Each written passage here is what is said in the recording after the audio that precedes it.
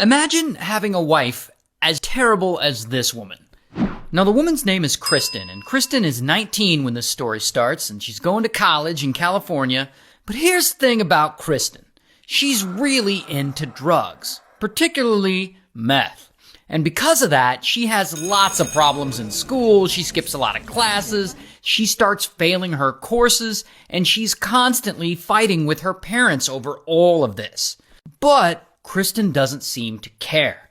And one day in 1995, she decides she's had enough of college and enough of trying to please her parents. And she drops out. Then she heads to Tijuana, Mexico, probably to party and buy drugs. And that is where she meets this guy, Greg. And Greg is also a college student, and he's vacationing in Tijuana with his brothers.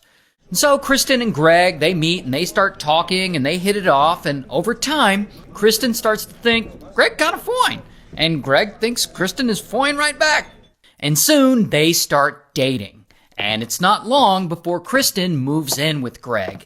And as they continue to spend more and more time together, Greg inevitably finds out that Kristen is addicted to meth.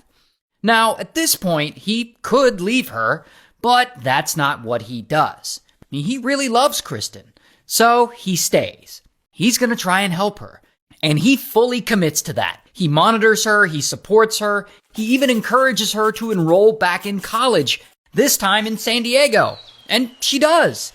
And a few months go by, and slowly, because of Greg's support, Kristen starts to get better, and she gets fully sober.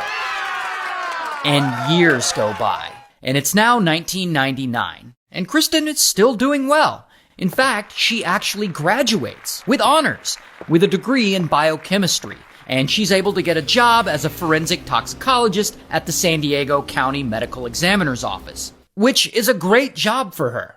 That same year, they get married, and so things seem to be going really well for them. However, then all that starts to fall apart, because after only a few months of marriage, Kristen starts to feel trapped. I mean, she thinks Greg is just too clingy.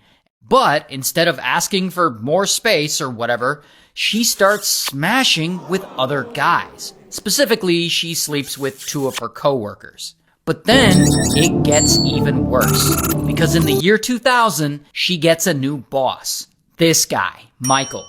And Kristen and Michael, they start working together, and pretty quickly, Kristen starts thinking Michael's kind of fine. And he's really into her too. And so they start smashing, which is terrible. Not only is Kristen married, but Michael is also married.